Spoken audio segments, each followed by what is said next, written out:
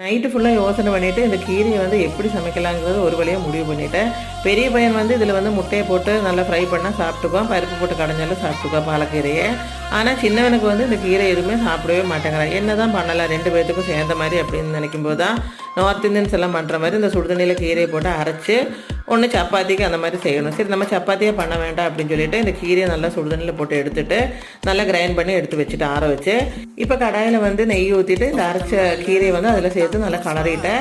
நெய் ஃப்ளேவர் வந்து 2 பேர்த்துக்கும் பிடிக்கிறதுனால கொஞ்சம் அதிகமாகவே நெய் ஊற்றிட்டேன். இப்போ கொஞ்சமாக மஞ்சத்தூள், கொஞ்சம் கரம் மசாலா உப்பை சேர்த்து நல்லா நெய் பிரிஞ்சு வர அளவுக்கு வதக்கினதுக்கப்புறம் சாப்பாடை போட்டு கலரிக்கலாம். புதினா சாப்பாடு மாதிரியே இருக்கும், ஆனால் கலரெல்லாம் சேஞ்ச் ஆகவே செய்யாது.